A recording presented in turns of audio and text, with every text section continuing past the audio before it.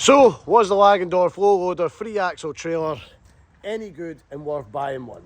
I've had it for 6 weeks now and I'm going to tell you exactly what I think of it. Before we begin this video, I want to thank MV Commercials and GBT Trailer Sales for organising this. It's them that supply the trailer. I'll tag them in the description below for giving me this trailer to try out and until my new trailer, which I'm going to pick up tomorrow morning, which I'm excited about, come out of paint. But we did need a trailer to help us in the meantime to cover the work, and we were offered this, so we couldn't deny it. It was I was really excited for the opportunity.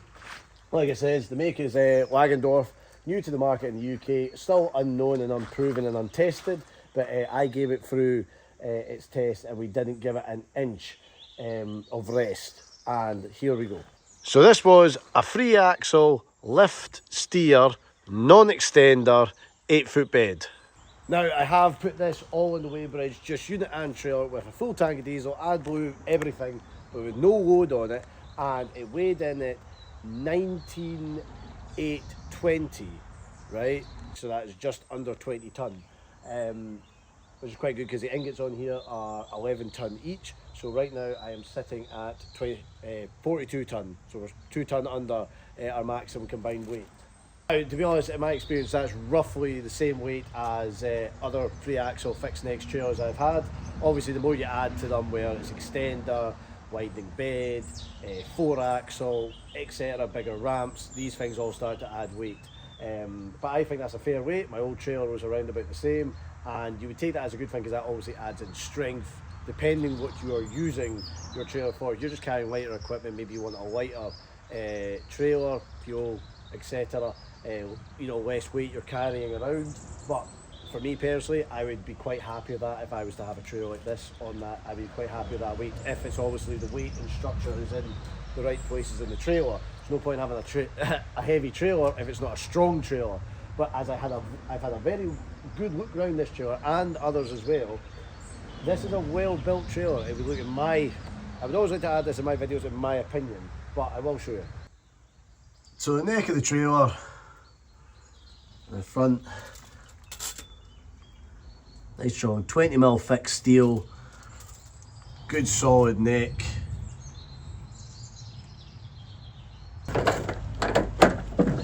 Now, sides drop down the trailer. Look, there's plenty of tie down points. You've got your eyes here, you've got rings here. It's handy, like I said, so you can get everything in, shut it down without needing to get into the bed of your trailer, because some places do not allow that. Health and safety, we know what it's like. Nice and light. That's they're removable. All this slides out. If you need to clear the whole neck of the trailer, all this removes out. There's plenty of storage underneath for your outriggers. The outriggers are under here. Now, I don't know how long this, I mean, it's nice and easy, but I don't know how long that would last. That is an honest opinion, right? So here is an outrigger. Now, this is what I was just finding a bit. Is that the correct one? There we go. Now, how these outriggers work compared to mine, obviously standard outrigger to widen the bed. Mine are full-size boards right down the trailer. These ones, however, are half size, which obviously attached. This is the problem. So this is not the right one. You need to find the right one for here, right? And then you obviously use these pins. You obviously spec everything different. Now at first I was like, I don't like that. I like full size, like full width, full that gap filled in. I don't like this. But then once I realised it's actually quite good, okay, because if you want, like, so it doesn't matter that gap. If the track's here, that doesn't matter. Good solid outrigger, and then you can have it just a wee bit more extended, depending. So, like for example, if I've got we call it narrow bridges to go over, that the tracks can just clear, but the outriggers won't. But the outriggers will when they're shut in. So we might just want a wee bit extra wide bed if we're carrying certain machines. We did. But these work perfectly. We did a widespread. I'll tag the video down in the description below. Once we figured out which each individual one went, absolutely great setup. So I do like these once you figure them, once once you know which each one goes individually, and I would set it up a wee bit differently myself. These hold them in, stop them from popping and pinging out, which is safety, but they are quite a wee bit fiddly and fiddly. If there was another way to kind of design it where they maybe slot in, I don't know, but that's just my thought on it.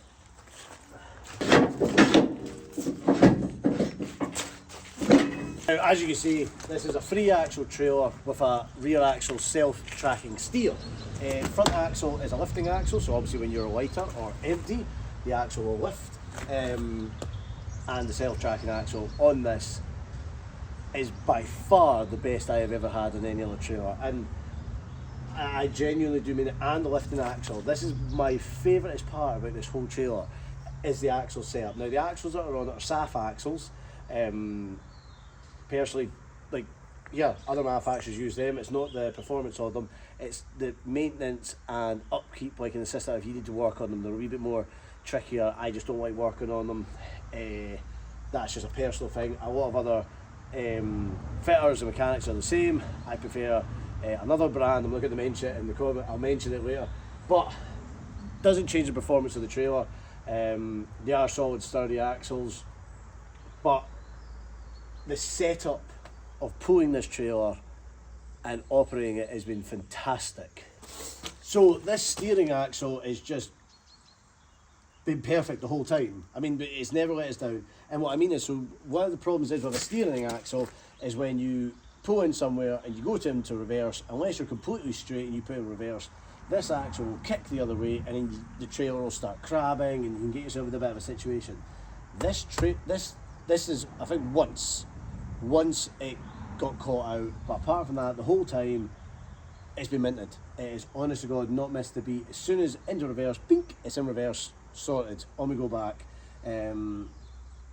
Brilliant, keeps it straight and great for going around the corners. World of difference a steer axle is, but like I says, as soon as I go to put it in reverse, bang, it locks back into place, go back, no bother. It definitely, my favourite feature about this was that, the reversing on that situation, like how that just, I never had to jump out the cab once and we call it self-lock it myself, because that's every time I've had a steer axle, I've always had to get out the cab, dunk, jump back in. Longevity, long-term longevity, like, you know, performance of it, that might change, but as it stands right now, absolutely epic. My next favourite thing on this trailer, which is a small, it's a small, like, win, right? So your feet at the back for when you're putting on heavy loads, like, we know the crack, you come in, you've got to get on your hands and knees, you've got to get the pin out, drop it, and then when you put it back in, you've got to lift it back up, put the pin in, and they get twisted, they get bent. This is the first time I've ever seen this in a trailer. The other trailers might have this, but it was the first time I've ever seen this, right? Easy as that. And back up like that. So, you're standing up, just kick it, and then kick it back up. How simple is that? That just brilliant.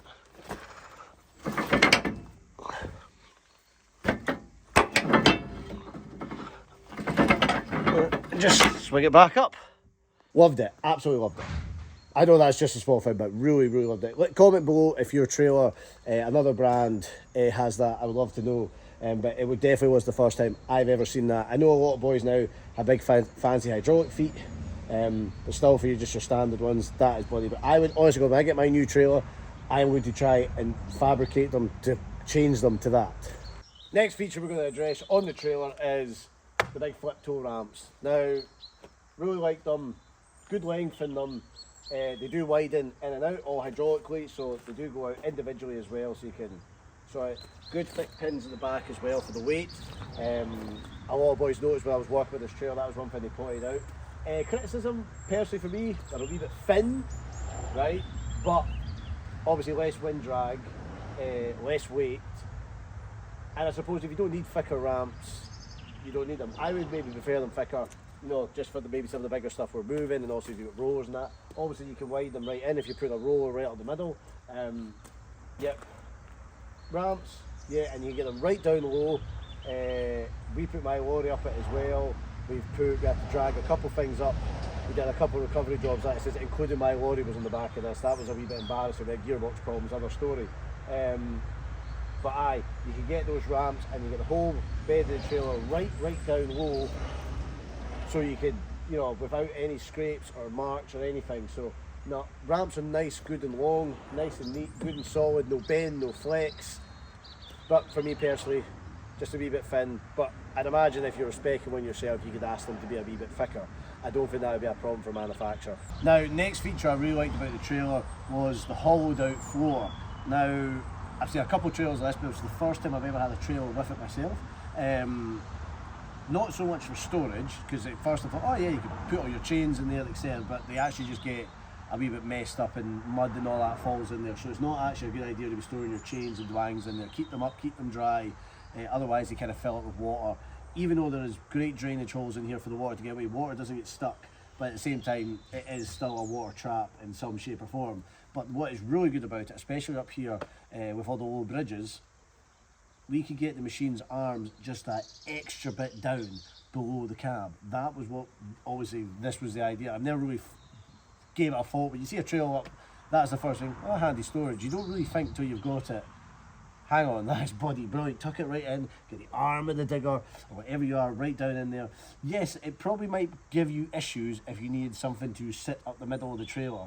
So maybe that's why you don't see that many of them. But if you didn't have that situation, really liked it. 120 roller, no bother, because it's under 1 metre wide. In fact, I'll tell you how wide it is. She is just under 700 millimetres wide. Aye, and she goes right from the back, right up to your front axle. Now the next bit of this trailer, I'm very 50-50 split on whether I like it or not. I like it when it's working, but I don't know if I like it if I wouldn't like it if it wasn't working. Okay, I'm going to show you. Now you look up and down this trailer and try to find a button or a lever to raise and lower the trailer, lock the steering axle or lift the lift axle. You will not find it, right? Because it's all on here. So you actually have, this is a Labco system and it all works from here. Oh, it just turned off. So there's the home button. Turn it on. All your settings are here. So there's to lock your axle, auto, let's go back. Look at this, you can see how many kilometres this trailer has done since it left the factory. You go into all your settings, your axle, everything, and there's things in here I don't even know, right? Obviously your brightness, your screen and whatnot. So I've had to go turn the ignition on to get to the other menu, so you can check what your axle load is, so what weight is on every axle, axle configuration, right? You've got so many wee options here, right? Level, lower.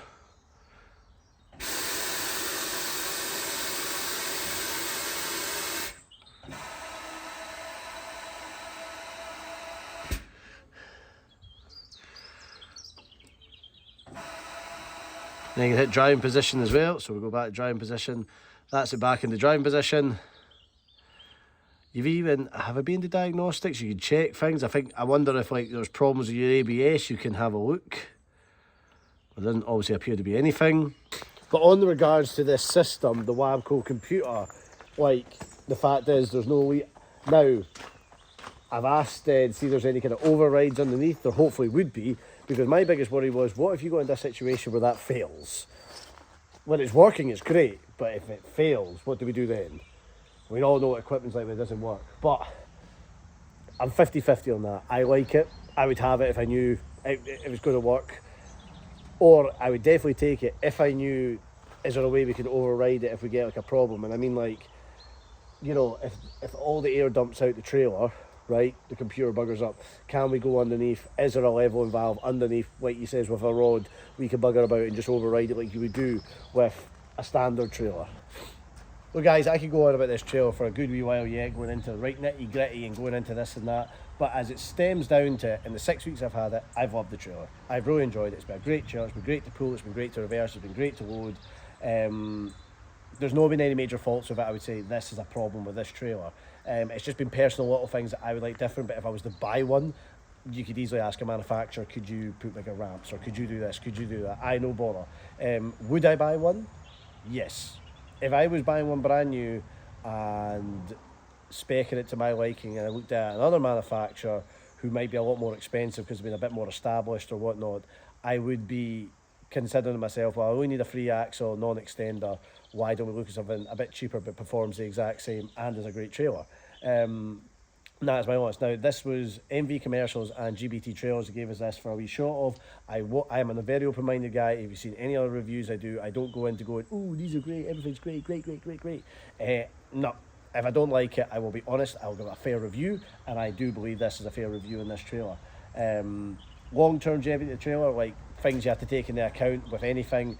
Will it hold up in performance, like as such, and like what's the long-term reliability of it? But I mean, come on, it's going to last, right? In my opinion, looking at it, it will last. The Wabco system, the axle system, love it.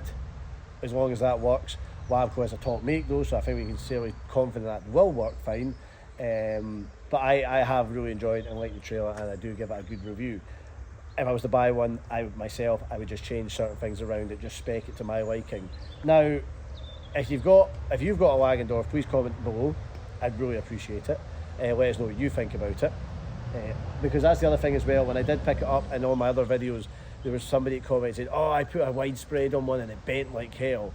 And it says a 20-ton widespread. I'm like, well, mate, that's a lie, because the first load I stuck on this was a 20-ton widespread. I'll tag the video below, and it was sound. It was solid. It just took it no bother. It was a great, because I did one bit of weight in this one space, and it was sound, right? The trailer has been fantastic. It followed us up, no bother. See all the narrow, twisty roads I've got up round here? It was perfect. It was great for the whole job. I'd highly recommend one. I've enjoyed it. Anyone I gave a shot of it to said the exact same thing. I just gave them, I didn't even ask them, let me know what you think of that trailer. They just took it, and then they came back saying, that's a great trailer. So, yeah, I would love to go to the Langendorf factory. I hope they do see this video, because that would be great. I would love to go to their factory and see how the trailers are built and their standards and how they go about things. But no, guys, really like it. Comment below if this video's giving you any help. Like, subscribe, the usual kind of stuff. But until the next one. But anyway, thanks MV Commercials, thanks GBT Trailers, thank you Langendorf, and thanks for watching, guys. Fly out.